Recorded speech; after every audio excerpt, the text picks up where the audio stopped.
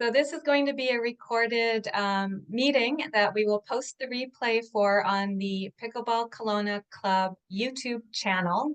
I'm sure we'll just email that out later as well.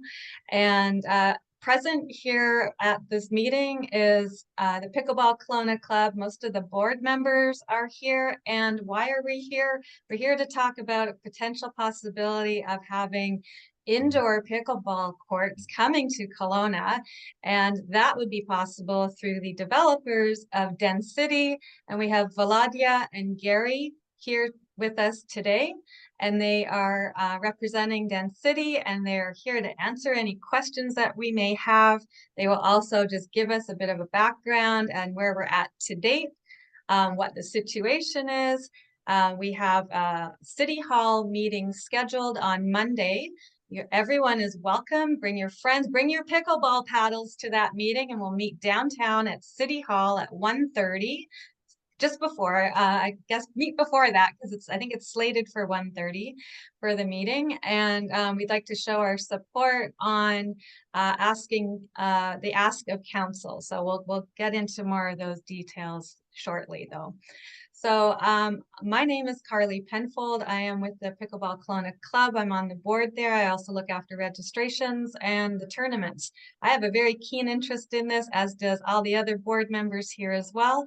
What I'd like to ask the participants is, if you have a question for Volodya and Garry, can you please use the chat feature and type your questions into that. That way we can address them one at a time, and we will hopefully get through everyone's questions today. Okay, so here we are. It's it's showtime. So I would like to ask Volodya and Garry, please, if you'd like to introduce yourselves and let us know about where we're at, why we're here today. That's Volodya. That's Garry. So, I'll start. Age before beauty. I've been a developer active for in excess of 45 years. I've been active up in Kelowna for an excess of 25 years. And we're proud of the projects that we've achieved in West Bank, Oliver, Kelowna. With regards to this site, we did put this under contract under the indications of the OCP, and we're moving forward to develop Kelowna Springs Golf Course site 480 Penno. Our vision for the site, we've always seen a rec facility to it, an aspect to it. And we've been encouraged to do so, as I have a good relationship with many of the councillors. And currently on the table, what we've been looking to do is to provide a win-win, basically go out, collaborate with sports groups, impacted citizens, and other groups in Kelowna that don't realize the potential upside of the end development, and try to envision a win-win situation. So that win-win would involve a component of golf, the introduction of pickleball, but also, and I think it's important to realize this, is that we're looking to develop half the site, like the front 9 would be developed. We would leave the other half under a recreational zone. So this allows us as a developer to achieve multiple goals, and I would be quite excited about the win-win that it could create. Irrespective of how this moves ahead, a shorter route or longer route, we will make a commitment to pickleball, because I personally love the sport. It would be wonderful to achieve something that I think is not only growing, but a very positive influence on any community. So we will work closely with pickleball and have very much an open line of communication towards achieving that, and hopefully collectively reaching out the golf to create what is a win-win. So we're excited to move forward. We have some drawings to share, but we're also open to questions if people have them. Sometimes it feels like the media coverage that we've gotten has answered most of the questions, but there's also some misconceptions that we've been trying to address, but you can't always engage really well in the media because it's well, it's not the right place for those kind of discussions. This is. Yeah, and we actually have some comments coming into the chat already with some questions. So I just want to remind any of those who just popped in after we started the meeting, please use the chat to type in your questions and we will address those in order. So the first one's from Marilyn. She says, thank you. Not only is there a keen interest in gaining more pickleball courts and particularly indoor courts, there is also deemed to be a critical lack of tennis courts as well. Many players have a keen interest in both sports. Might you consider a project similar to what Tennis Clubs of Canada has created in Kingston with both pickleball and tennis courts? Oh, I could answer that. We're early in the process, but under our current vision would be looking to preserve the back 9 of the golf course and then introduce pickleball on a footprint that may expand over time. So given the land we have and the footprint that golf takes versus pickleball or courts, I'm not sure we'd be able to introduce the tennis courts as well. It would essentially eliminate the parking lot. So while we would stay open-minded, at this point, it doesn't appear to be practical. And if I may, because one thing to address is through our research and discussions, we understand that Pickleball Club needs an indoor facility right now, as opposed to sometime in the future. So there's a pressing need, and then there is a long-term need. So we try to break down that task into 2 and saying, could we be helpful in providing something for the most immediate need? So that would be, obviously using the property, the portions of the property. If half the golf course were to be preserved, the other half were to be to begin redevelopment. So you get the zoning on half that's not preserved. Then the remaining property, where do you put pickleball courts? So until the development progresses to a certain stage where we could introduce more permanent facility for pickleball and explore other options, I think that the discussion right now and our focus is what is the shortest route to providing Pickleball Club here the indoor facility for the winter, right? And that means sterilizing a certain portion of the parking lot pretty much as soon as there is zoning for the industrial development. So as soon as it's economically practical, that's the objective. Excellent. Thank you for that response. And yeah, just use the chat there if you have any other questions, and we'll get to your questions as well. So I see a couple more coming in here from Dean. He'd like to know, how do you see Pickleball Kelowna Club supporting, working with, using, and influencing the facility? Relative, well, there's 2 phases of that. One is the once you're on site, like for instance on the golf side, our company is not a golf operator or a tenant. We're actually a developer, and we flow through to facilitating appropriate premises for tenants. So we're good at it. So for instance, if we get to the point where we could preserve the back 9, Ian Robertson's younger group that have been on the course would take a lease and manage that. For the pickleball, we would talk to the club about running a facility. As we build it, they would take over management of that, we'd sit with Ian's group relative to joint access to the clubhouse.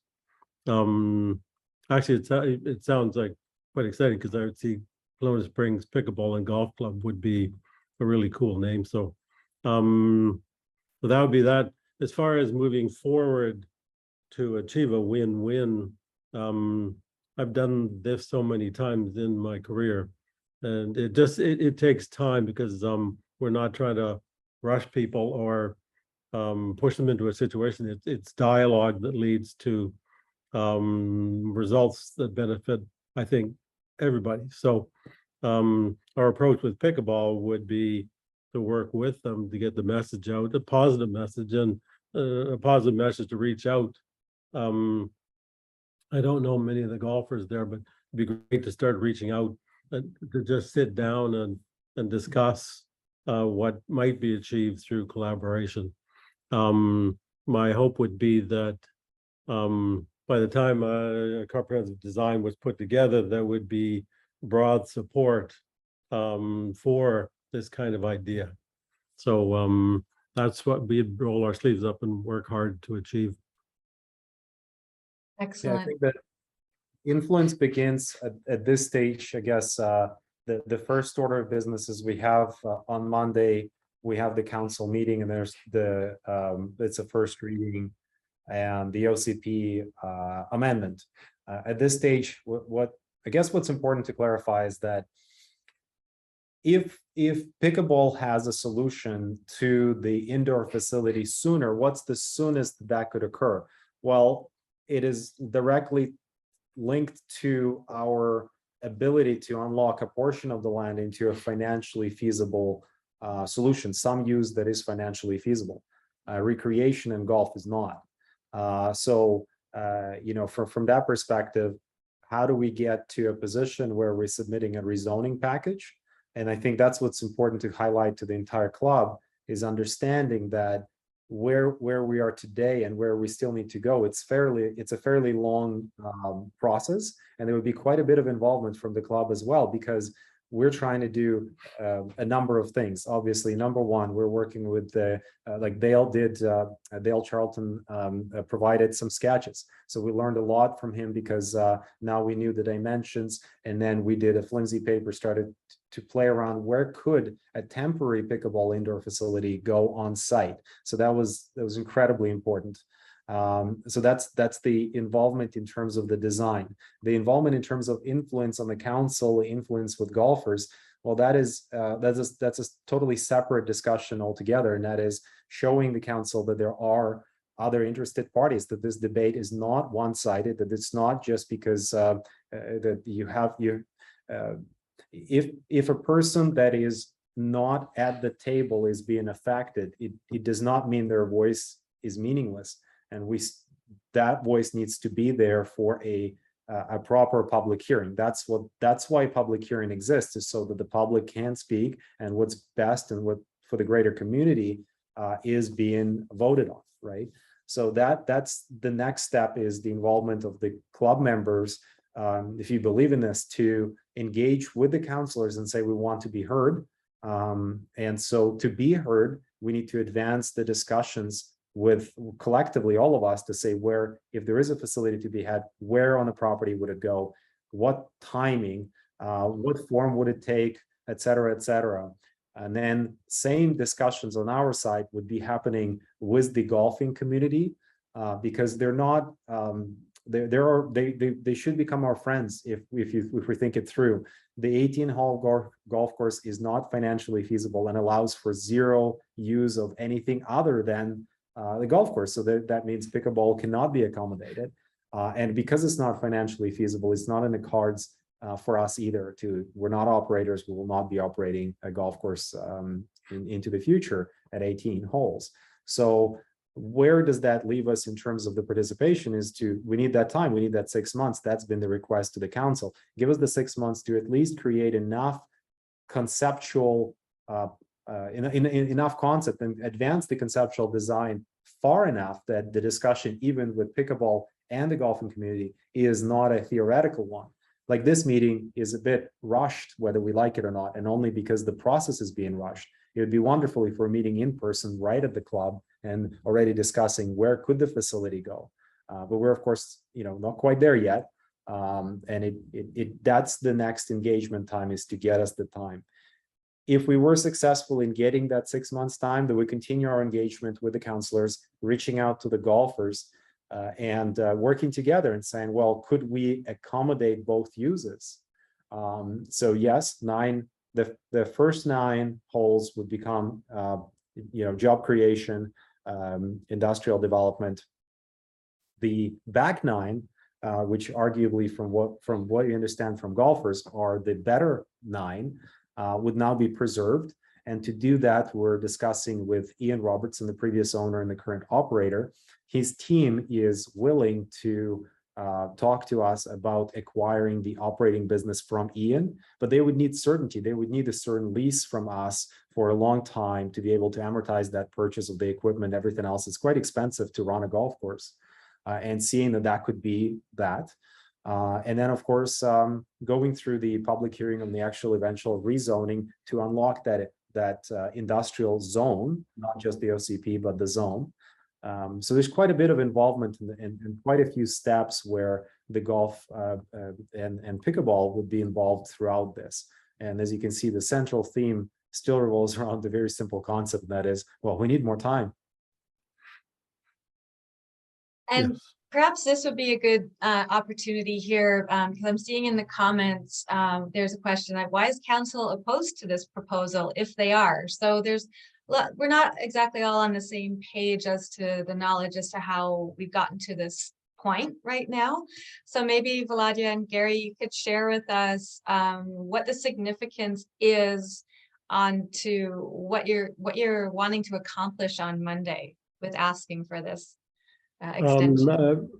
Yeah, this one, I have to step back a bit. First of all, just about a week ago, we thought that the hearing, the next council hearing on this would be the 7th of April. So we intended to organize the town hall with the membership. And then I just found out earlier this week, it was moved to next Monday. So we do intend to still have a town hall. I would like to meet people face to face. And secondly, there was some suggestions council that we were being speculative. I'm not somebody who speculates. It's not so in this case, throughout the province of BC, employment industrial lands are in great demand. There's a shortage everywhere. They do create jobs. The gateway within the OCP is well conceived to support future industrial. The taxpayers already paid for the infrastructure. So in us, Ian Robertson went to the city suggested an industrial designation. They went for council, unanimously approved. We went to the staff, or he went to us. We put it under contract. Went to staff, they said, yes, bring it on. So we proceeded with the purchase. So this council is now debating a change of the OC from an industrial designation back to a rec designation. We would have to rezone in one way or the other, but this one, in my 45 years, I've not seen something like this. So I'm at a bit of a loss, other than to say that council is certainly determined to review this, which is their prerogative. Also, even though we said this, normally we would be the applicant and we would reach out to people. Like they would take 18 months to put a package together. Within a matter of 2 or 3 months, we're being asked, what's our picture? Well, we haven't even made an application. So we're trying to catch up. We're trying to communicate. We're trying to do what we usually do is find collaborative situations that might create a broad win-win. And I would love the end development to be celebrated across Kelowna. What we need is time. It takes dialogue between people and parties to come to trust each other and to form up long-term relationships. So that's all we've been asking for, is the consideration to get time. Not to be hostile or aggressive, but just to talk. And I found that people are reasonable, and if there's a win-win outcome that could be worked through, that you end up with broad support. That's our objective. And Monday there may be a councillor too that brings up the idea of giving us some time.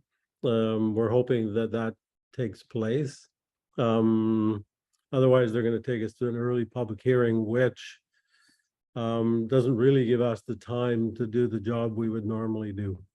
So we're moving more quickly than we'd like to, and we're reaching out at this point to say that whether it's the quicker route or the longer route, we are going to commit to pickleball.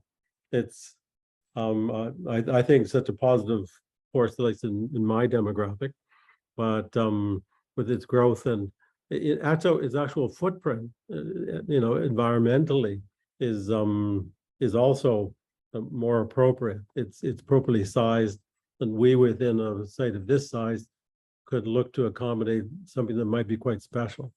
So we look forward to trying. Hopefully that answers your question. Yeah, it'd be nice to know if we're addressing it appropriately, if more discussion is needed. There's a lot Yeah, of I think we'll find that out in the chat. Yeah, if you guys have extra questions about what they're talking about, please continue the conversation in the chat, and then we'll get to those too. So from Douglas, his other part of his question was from an OCP and or a bylaw perspective, what are the impediments to being able to construct a pickleball facility? The OCP, there's an issue there, but the OCP itself, or the recreational designation, does not prevent us from constructing a pickleball facility. The issue is that, having purchased this site based on a future industrial designation, we can't afford to operate an 18-hole golf course for any length of time. We're not an operator. We're not approved to put capital into that kind of facility. So part of our way forward was to have part of the lands redesignated to an industrial employment land use.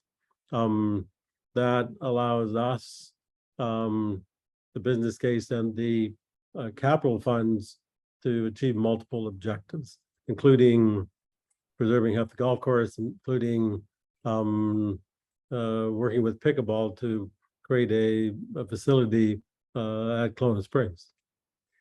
And if I can add to that too, is that the challenge is, obviously the challenge is the land value, because if you amortize the land value into any type of pickleball facility, nobody can afford to run it at this scale to make it financially feasible. So that's a non-starter. So there is the technical truth where, because I've heard that Luke Stack, Councillor Luke Stack, responded to some letters stating that, well, it's compliant with the current zone, etc., which is really avoiding the key issue here.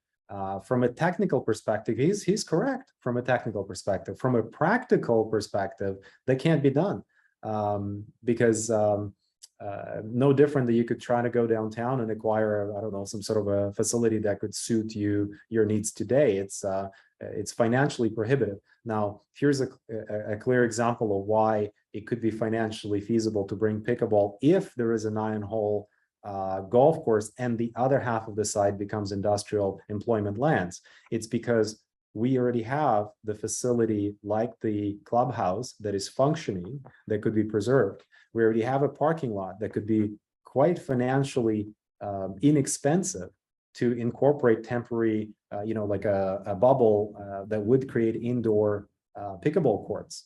And as we expand, because of the size of the development, we would find a more permanent future home for the pickleball club within the site. But to do that, we need to find a way to amortize some of those costs into the development. Outside of that, there's no financial feasibility of going forward. Does that answer it?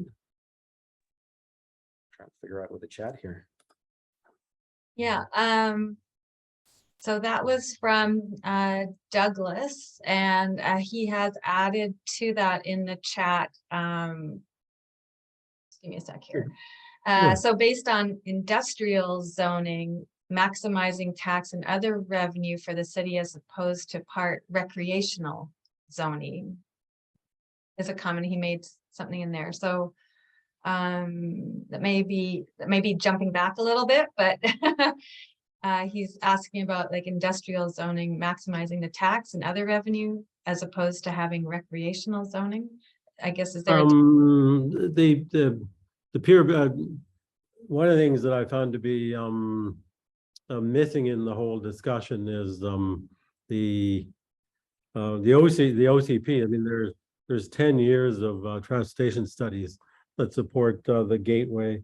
There's UBCO, there's the airport authority, there's the staff, there's economic development, all support the idea of increased industrial footprint. It creates jobs. The taxes, Ian paid less than 30,000 last year.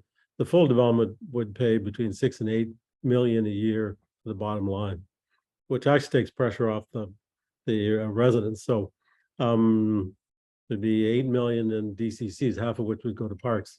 So there's economic, there'd be up to 1,000 jobs. So those are the economic arguments. But if we get into a discussion of all or none, then in my equation it is a lose-lose. So, that means we close the golf course, and then we're just patient. How many years does it take? I don't know. So there's another way, and that is to say half of the site would remain recreational and the uses would be expanded. We would enhance the uses, particularly with the clubhouse now having surplus capacity. It sounds like an ideal situation to start to build a pickleball base at the site. The other half we would request to be designated industrial, and we would proceed with that development over a number of years to be phases. So that to me seems like a far more it's more of a win-win than a lose-lose.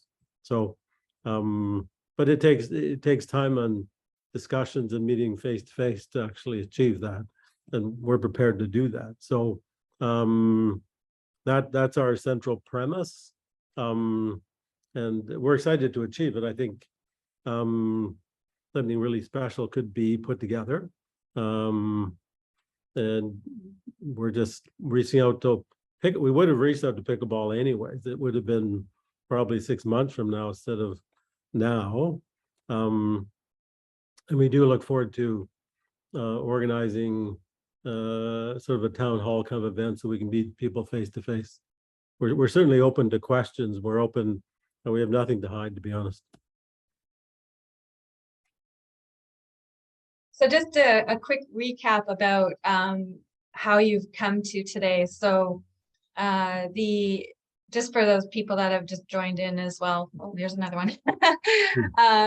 So the land was for sale.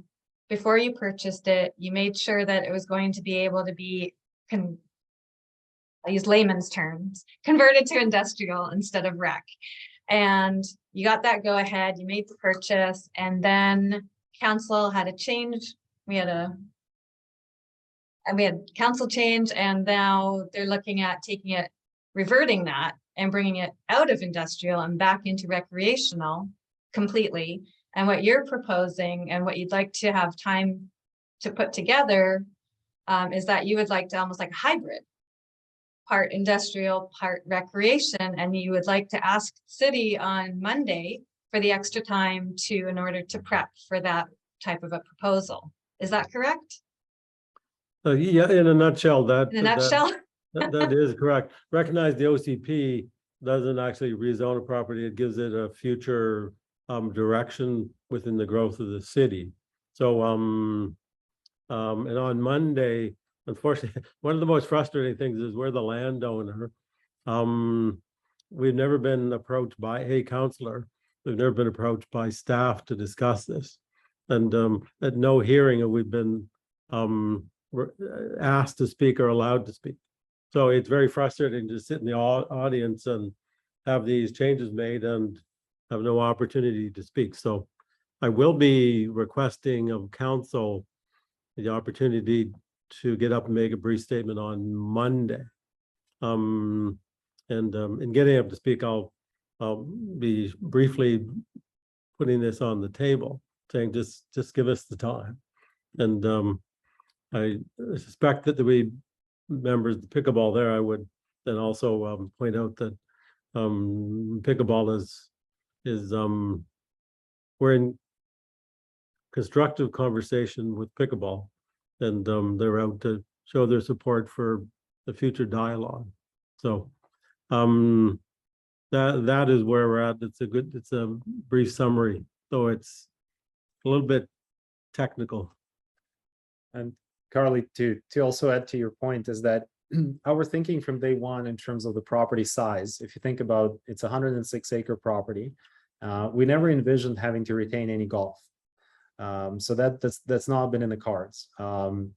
The initial concepts and how we underwrote this deal we're focused more on the scale of the project, because if you're bringing 1,000+ jobs to a site, you don't really want to have a dysfunctional job environment either. So introducing things like setbacks, trail, little walk pathways, etc., and then figuring out, could we bring in some more recreational uses for the at a minimum for the employment base, but hopefully for a broader community use. Those were the discussions that were in its infancy. How did we get the certainty and confidence to actually close on the site is that OCP is that guiding document, and we watched closely before placing it under contract on how the council would vote. Meaning that, a good indication would be, let's say, if it's a split council, then you start getting nervous because you don't know how committed they are. Did they have any issues with this property in the past? You do your homework, you do your research. Now, this particular property was in the OCP 2040 already, and it was unanimously approved. Once it's been unanimously approved, then we wanted to check in with staff to understand what's transpired and how did the city staff feel about this property and future development. City staff explained to us, we went back to the owner, to the vendor who was selling it to us, previous owner, Ian, and understood their history, that Ian Robertson and his family approached staff back in 2019. And he was at the staff recommendation that it was included in the OCP 2040.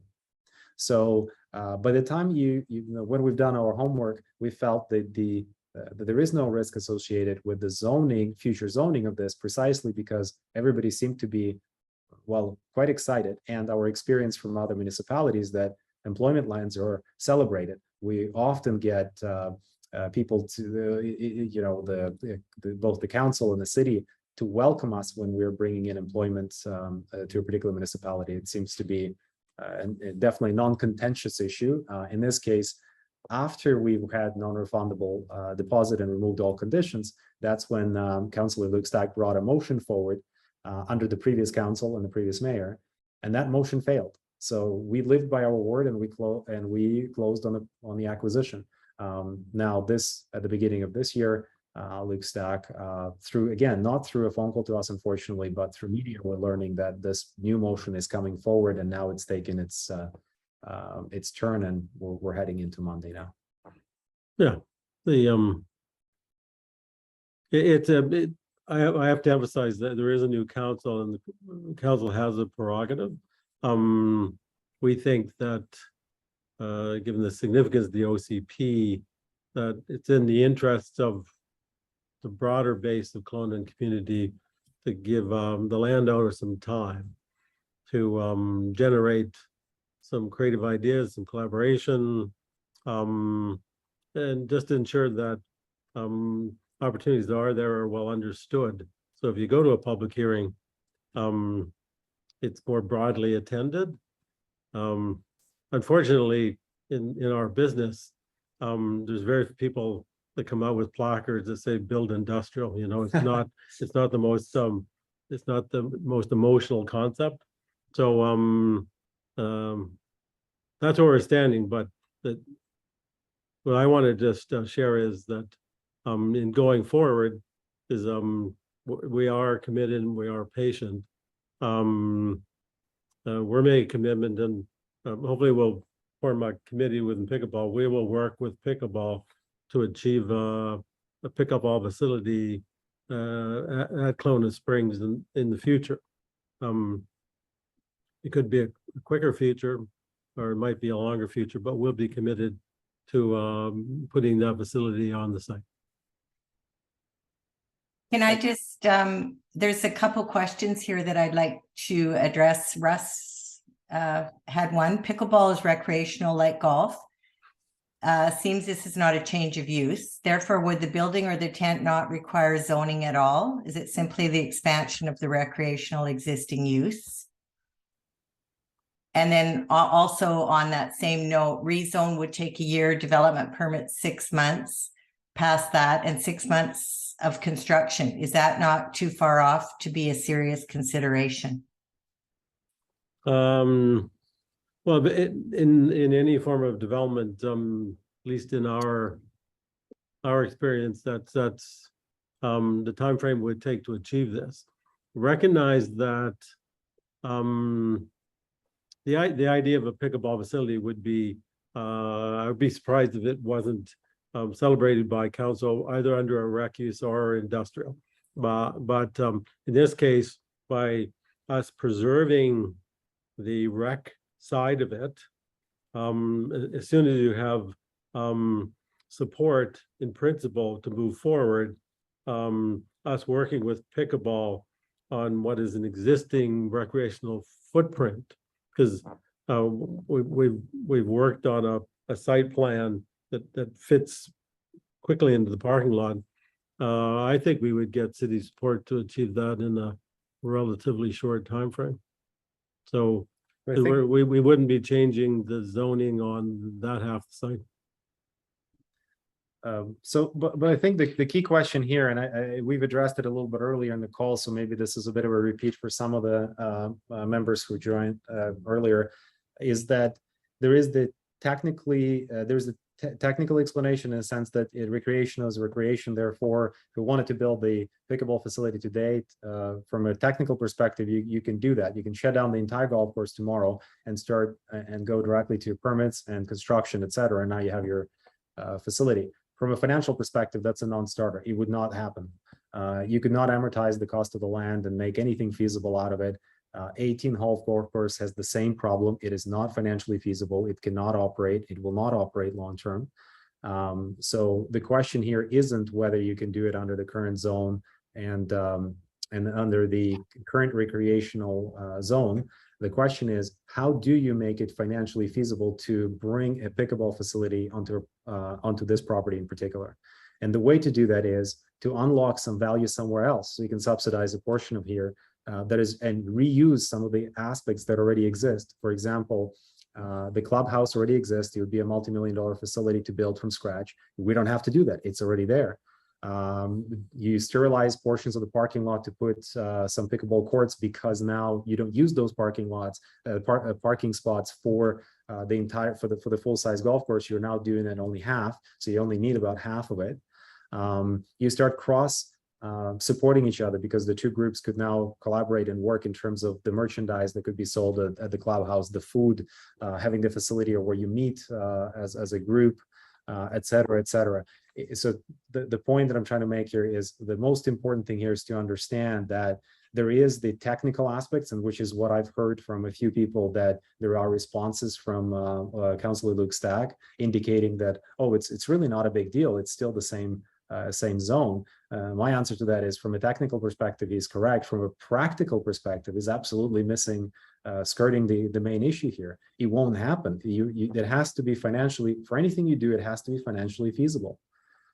So that's the big challenge, and that's why we can comfortably say to the entire pickleball community today that we're committing to you to working on a solution that would work for you. The question is when. But the only way this occurs is obviously the when part is predicated on us unlocking the value under the industrial zone, not under recreational. Under recreational, there is no future where it makes financial sense.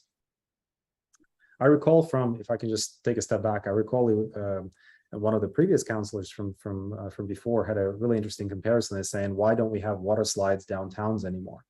And that's because the land values have gone up so much that you can't afford to do that. And I think that's an apt comparison to sometimes the city growth necessitates certain changes. In this particular case, what's interesting is the amount of work and studies and support for the growth in that region is just so compelling that you cannot take industrial uses and just put them anywhere somewhere else. They have a specific area where they want to be, because you need trucking access, you need so much infrastructure needs to already go in place. And both the city of Kelowna, the provincial government,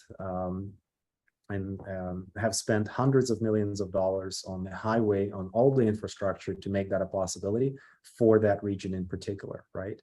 And similarly, as you probably know better than me, together, is that you have the use for pickleball because of the typical noise factor for outdoor facility. It can't go anywhere where you want either. It can only go in certain areas.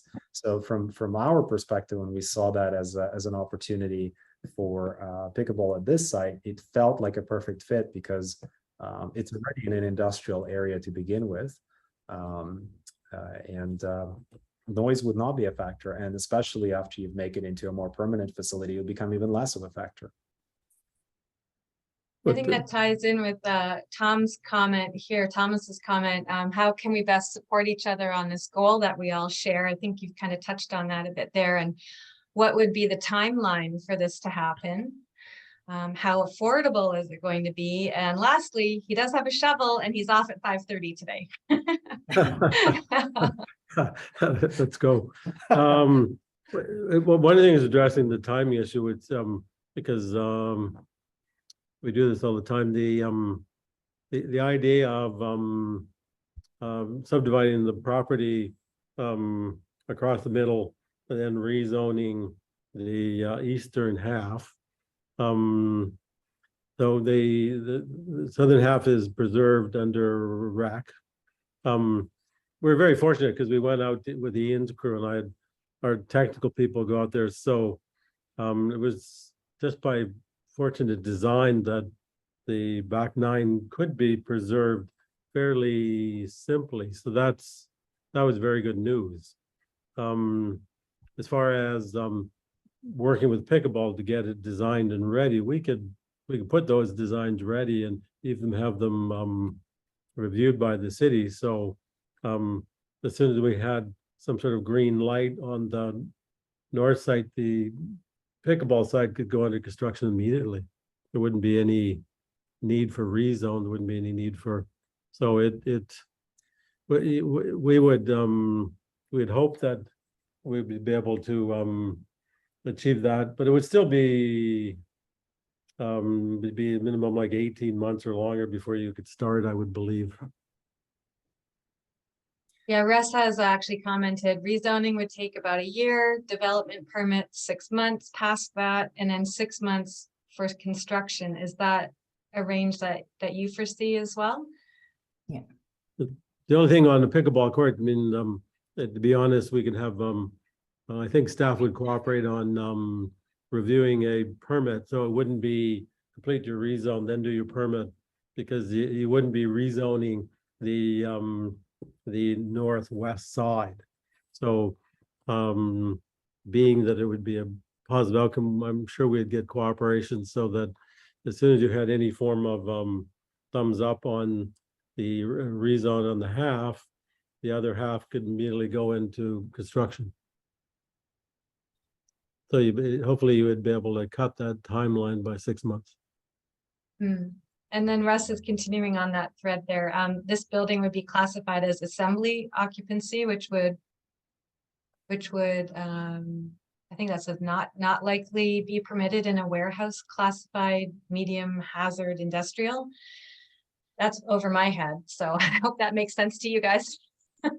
Recognize that we would be placing the facility on recreational zone land, not on industrial. So that we could start sharing the drawings, but so, and as far as assembly use, at least at the beginning, we'd talked to the first group about courts that were outside in the summer with the potential of a bubble in the winter. So I don't think we're worried about assembly type code issues. Usually if there's assembly, there are special code issues you have to, or fire exit and things like that. If in the future it was under the industrial, I think we'd still get cooperation through this or a future council and planning to have that on even an industrial zone site, to be honest. Yeah, maybe I could speak to that because for the last 4 years, I've been working with Laura Schwartz on the Future Courts Committee, working very closely with Sport Kelowna. At one point, Laura put a very good presentation together to the city to put a bubble downtown beside the curling rink. And for a lot of the same reasons that we've talked about today, the infrastructure was there, the parking lot, the restaurant, washrooms, all sorts of good synergies. The response we got back from the city is, go find some industrial land to put your bubble on. And that's almost word for word what they said to us in the letter. Paul, you also asked a question about, will this take the focus off the 20 plus courts? The week before I met with Volodya and Garry, I had Carly and I met with Sport Kelowna, and they are committed to building 24 outdoor courts. We don't know where, we don't know when. If they do what we've, as the board has kind of put our first priority in the Future Courts Committee, it's parks and recreation. We said, at this point, we'll take anything because we're desperate and we've been getting put off for years and years. If they do agree, and we should know in the next month because they're putting together a proposal called the Sport Court Facilities report, and it's supposed to go in front of council here any day. So I think they're two separate things personally. Is the city prepared to cover any of those courts? Absolutely no commitment on that conversation. So we don't, and are they going to build us an indoor pickleball facility? I highly doubt it. They may partner with it. It would be ran by the city. It would be their programming. It would be all of those things. What we're proposing, or what I'm envisioning sort of happening out at Kelowna Springs, would be a smaller facility that would allow us to figure out what indoor pickleball needs to look like in Kelowna, and how many committed people do we have that are prepared to spend the money year round for an indoor facility and kind of grow with it, as opposed to building a big facility like Vernon has and then, crossing our fingers and praying that somebody shows up and that we can pay the bills. So this, I think, allows us a lot of opportunity to walk before we run, build a brand for indoor pickleball, build a loyal customer base for indoor pickleball, and then the opportunity is there down the road 2 or 3 years. And then in the meantime, we'll know what the city's coming up with and what facility they're proposing. And if we still feel like this is a good fit for us and we can make it work, then we can look at the new industrial part and possibly build a permanent building of some sort that's, you know, bigger and more suitable. So that's just kind of my thoughts on that. But I don't think this will take the focus off. It certainly won't take the board's focus off getting those outdoor courts built as soon as we can. And trust me, we've worked hard with Sport Kelowna to build a relationship and try to work with them, and we're very close. So that's. There was another question I saw about the operating, maybe missing from who it was, in terms of finding a group to operate the 9 holes, and how is it tied to the future viability over creating a facility for pickleball. That's an excellent question. At this point in time, Ian has been just phenomenal friend, because I mean, they transacted already. He does not really need to be helping us, but Ian introduced us to his current team, the operations team, and a young lad there is more than willing to give it a crack. Of course, we need to find this a balance on how we could work on that 9 hole. So it sounds like we have a potential buyer for Ian's operating and that continuation. But this is where it comes full circle, is that to really have some of that certainty, and for pickleball to have that certainty, for us to have that certainty, you know, if we have enough time, we get to that certainty. That's exactly what would happen in the next 6 months, right? We would, the plans become better vetted. Papers could be drafted. There could be a lot of things advanced and going from theoretical to practical, right? Can you bring the question up again? There was one that this seems to be hardball politics on the part of Yolanda. Oh yeah. The one thing I wanted to emphasize is I'm 73 and I'm still doing this because I thoroughly enjoy land development. I reach out. We've been in 60 communities, and we have long-term relationships in all those communities. So in Kelowna today, I can only speak highly of our relationship with council and staff.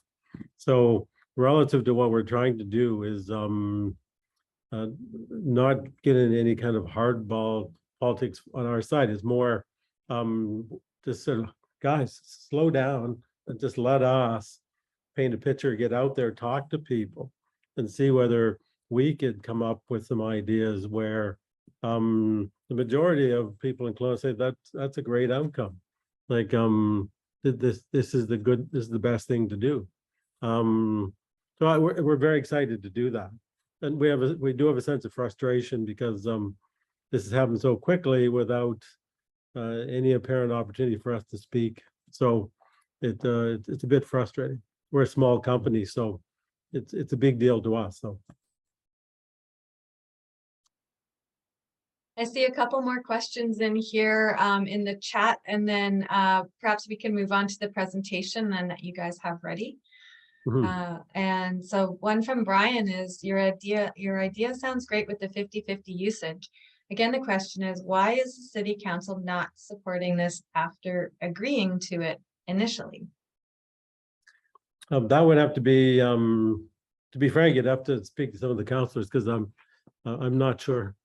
But I mean, there's such a body of you know, I've sifted through all these reports. Unfortunately, it takes a long time. The gateway is section 6 of the OCP, and if you read it, it makes so much sense. And with the highway and all that, the airport expanding rapidly, UBCO, the whole idea was synergy within an industrial zone and growth jobs, and the airport and UBCO, economic development, screaming for more land. So it seems like the right thing to do, the right thing to develop. I mean, the taxes might go from 30,000 to 7 million a year. The jobs created. Does it cost taxpayer any more money? Infrastructure? No, it's already there. It's already been spent. So it's very much, we think, an economic win-win. So relative to no dialogue on that, I'm a little bit mystified. So I'm reaching out, I'm meeting with councillors on a continuous basis to talk this thing through, just to say, the only thing I'm asked for right now is not a decision for or against. Just give me some time to talk to people and develop concepts. You'll see when we bring our concept up, we used flimsy because we haven't had a chance for an architect to draw it up. So we had our own people sketching things up. So I don't have an answer for Luke Stack. If you listen to some of his presentations, now feels that recreation in green is the new direction. So you'd have to look at his dialogue as to his reasoning behind it. So. Okay, and we've got one final question out of the chat here is, what if no operator sees value in running a 9-hole course, and are indoor pickleball courts only viable if the 9-hole golf course remains open? I can take that. From a financial standpoint, as long as we get access to industrial land development, there is feasibility to running a pickleball facility of some sorts. So it's the idea behind the 9-hole is not tied to trying to create financial viability. It's not about that. It is not financially viable either, because the lands are it's quite expensive, being where they are and what they need to become. The concept behind it is to say that we've started engaging even with the golfers. We've met with select group of people in Robertson Cold for like 6 hours, trying to have communication with these previous.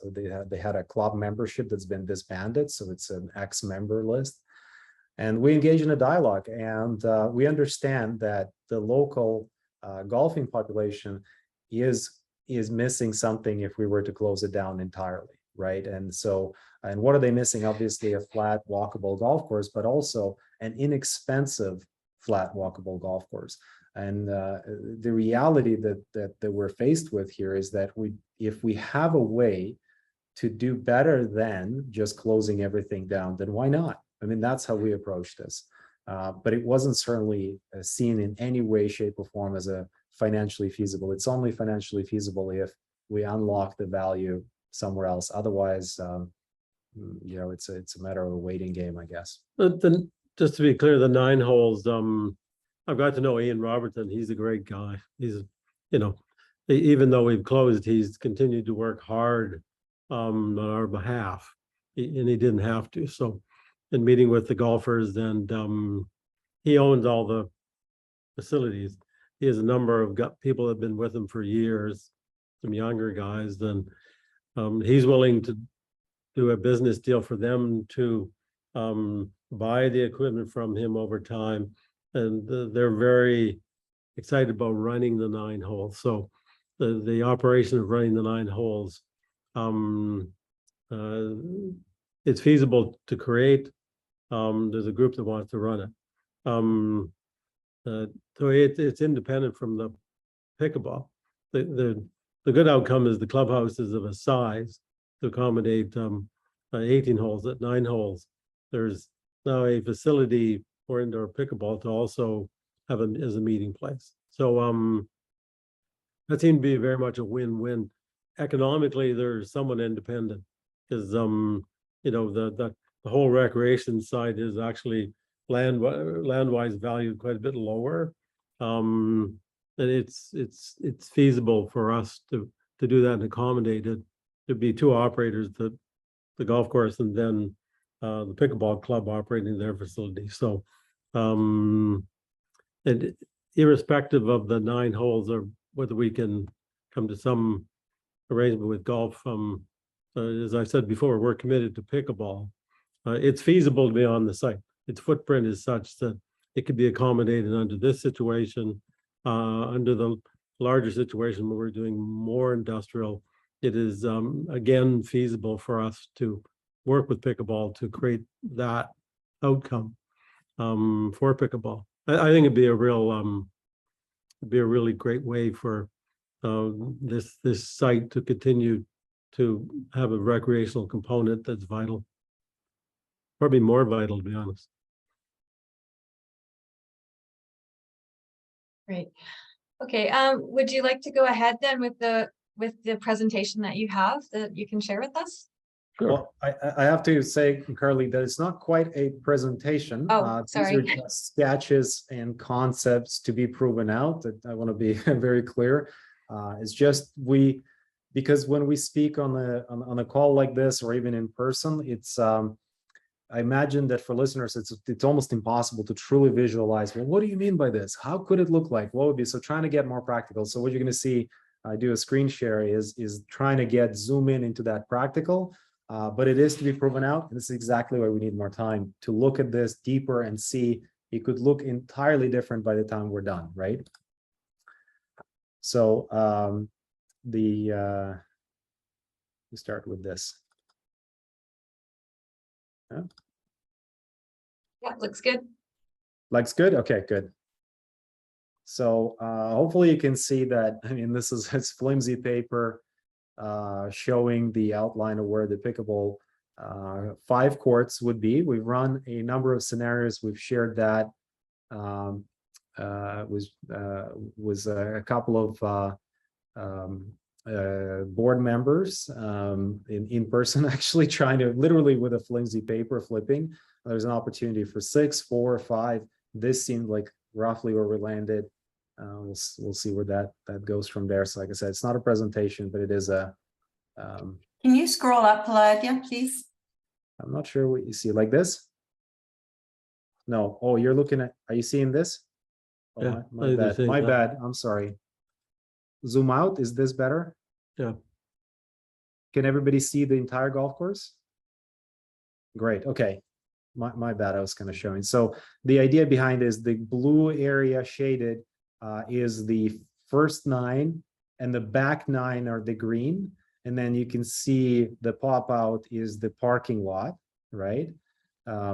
So, and the clubhouse right there. So you can see the scale and the size of the property. Once you look at it, it is substantial, which is what allows for unlocking enough value to create a more permanent facility for pickleball. And you can see that it's not just the goodness of the developer's heart and Gary's love for pickleball.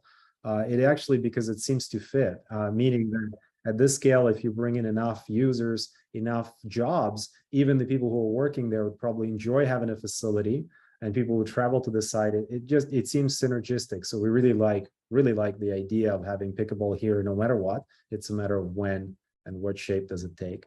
And then the first, is this still? Let me do share screen again. And this is the flimsy paper. Can you see this in its full size? I can. Yeah, I can. Okay. Yeah. Yes.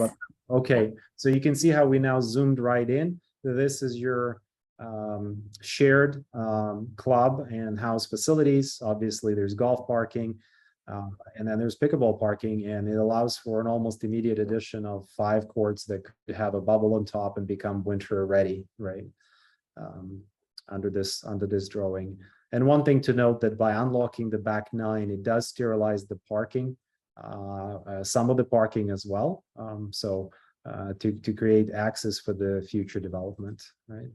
So it's not a presentation, Carly. Sorry, in the next 6 months we will have a presentation, but Yeah. This stage it's just trying to get from this pure theoretical discussion that we've engaged this over the past hour and getting into something a little bit more practical. This is what it could feel and look like, right? As far as the split between industrial and rec, that's pretty well the line. Is the only line that's feasible. So nothing. It's definitely something that we're looking to commit to. Yeah. And then where pickleball fits, it fits best right by the entrance where the parking is, where the clubhouse is. So then you've got a natural synergy right away. So we think it looks. It's the thing is that the way it's worked out, it's very feasible. It's it fits in naturally into where everything sits. So there is a little bit of luck. I mean, I know some members joined later, but there is quite a bit of luck that occurred in terms of the ability to even divide it in half. So if we had to devise a 9-hole golf course from scratch or reposition holes, it's again financially not feasible, won't be done. But when we approached Ian and his team and they looked at it, they said, wow, isn't that lucky that it actually kind of divides?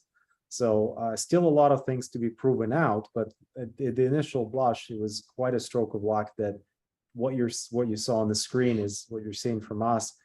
It sort of just came together with minimal cost associated with it, right? It seems like a very possible vision. And there, I do have another question I just missed in the chat from Patty. She's wondering if you can share with us some of your other developments where you've partnered with other recreation groups, or is this more of an unusual situation? In the developments up there, such as the Branch Creek Shopping Center, it was developing a community shopping center that if there's any recreation components, it would be an actual tenant like a fitness. Industrial in West Bank was rather remote. Come on, because I was also the founder of PC Urban. So down by the RCMP, the new building across the street, we did those residential components along with Powerhouse. So it was bringing new rental residential to downtown Kelowna. I worked with the Bennett family to redo the Superstore site and various other developments, including residential.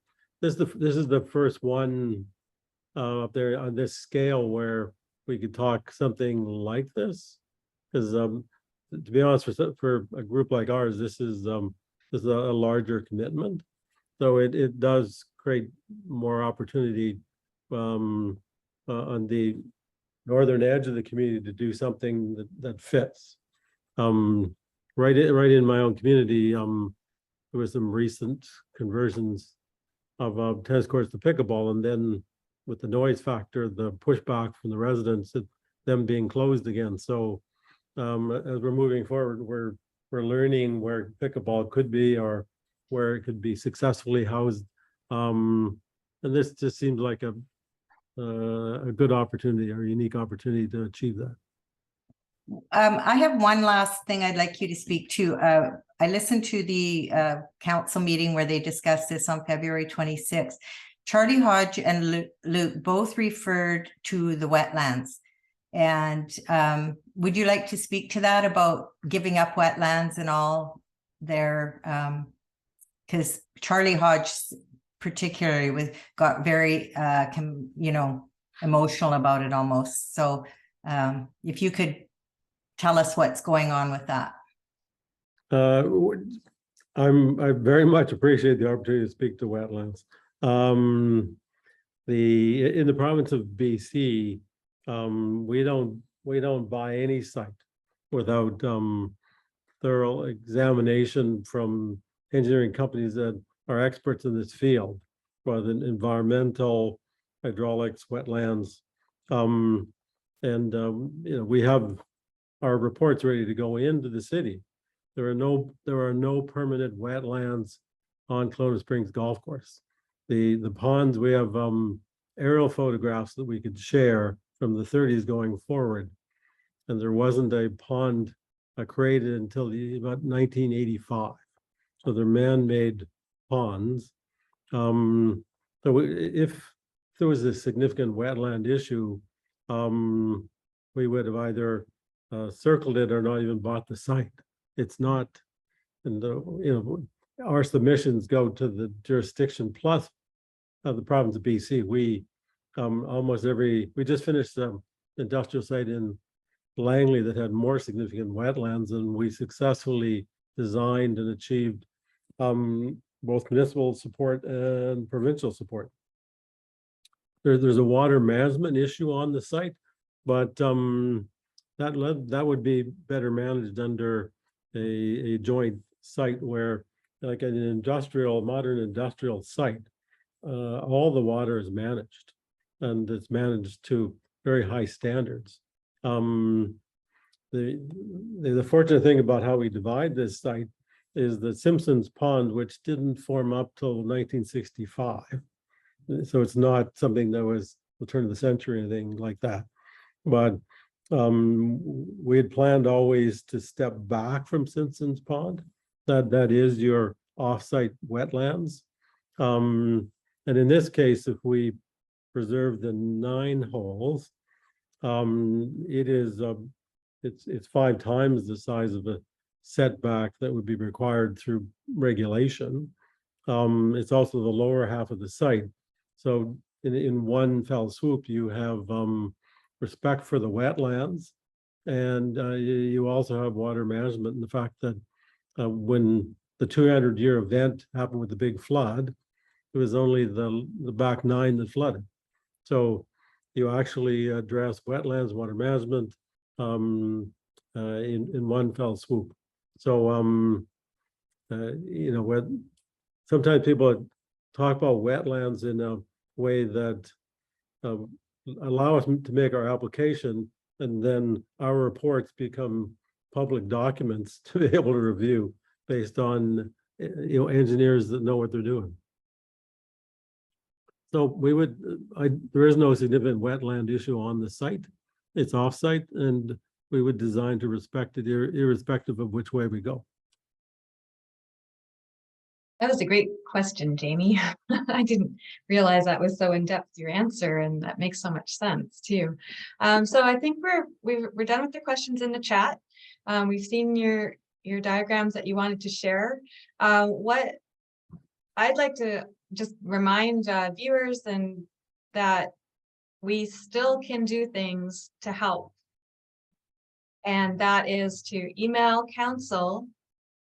And if you're available on Monday, to come down to City Hall and show your support that way too. Volodya and Garry, would you like to have any closing remarks? Or Jamie, as our president, would you like to add anything before we sign off here? Or Jamie's you're muted still. There you go. Yeah. No, I just like to really thank Garry and Volodya for taking the time to share with us. And yeah, I invite everybody to get behind this. We are a ways out, there's no doubt about it, but we got to take each step as it comes. And yeah, I'll let you guys close it out for us. So, and on Monday, if you do come, bring your paddle. No, it'd be nice to have some way to differentiate. The one thing I just wanted to add is, because I've talked to some of the counselors, then we're not trying to turn up the heat on this by having people arguing opposed to each other, like making it more and more difficult to find a solution or to have discussion. So we want to approach the council hearing in a respectful way of saying time for dialogue. There seems to be no downside to that. There's no downside to having the time to talk. So what we're saying to council is at the end of the day, you have to make a decision whether you support our end concept. This because the member council is saying, where's your pitcher? Well, I said, well, it's going to take us 18 months, and you guys have within months have pushed your application forward. Give us the time to create a picture, give us the time to reach out and talk to people, give time for people just to calm down, and let's see if there's a collaborative solution that we can all celebrate. And I'd like to say thank you very much. And Jamie, thank you personally as well for you and I've had a number of first phone call conversation that led to in-person meetings, and we were able to advance it at least to having a graphic to show on the screen, which is quite amazing. And I'm very very excited about the future for pickleball on this site in whatever form that it takes, and maybe it is walk before you run, but it's still fantastic. And then for as far as what can happen next and the ask, obviously an in-person showing is very impactful. It's for the council to see that there is another body of people that are shared with shared objectives that need to be heard. That's you. And the other thing is a little bit of a a kind of I think, Dean, you were sharing that you're both a golfer and a pickleballer. So there's people who are both golfers, pickleballers. We're here to make friends with golfers too. I understand that right now we seem to be a little bit at odds, and I believe there is a bit of a misinformation that's occurred, or lack of information that's occurred in the golfing community, where some of them are under the impression that somehow an 18 golf course would continue into perpetuity with current pricing, everything else. I mean, this utopian worldview that's just not real. The reality is when we were able to address it with a few golfers, sort of in a smaller setting, I mean, everybody started going like, hang on a minute. So the discussion really here is about what is the future? Is it a no golf at all, or is it a nine hole? What form does it take? As a pickleballers and potentially who have friends in the golfing community, please engage with people. This isn't us versus them. This is us together. There is a solution that actually fits multiple uses. My question is, why not? Why not have that conversation? Because Gary and I, we commit to meeting with golfers as well. We continue that dialogue. We're setting up a much broader, bigger meeting with them next too. We sincerely want to find that solution that works for the greater good of the Kelowna community as a whole. And I think that when we do that, that's the council's mandate, because one of the questions down there was also saying, council, what are their thoughts, etc. And it's council's mandate to act in the best interest of the entire Kelowna community, right? And that's what we need to demonstrate. Given enough time, I sincerely believe that's what will happen. So thanks again. Thank you. We look forward to meeting people in person when we can organize that town hall we were talking about. So, yeah. Thank you both very much, and for sharing and enlightening us, and helping us focus our energies and attention to support the vision. Thank you. Thank you. Okay. Have a good weekend. Bye.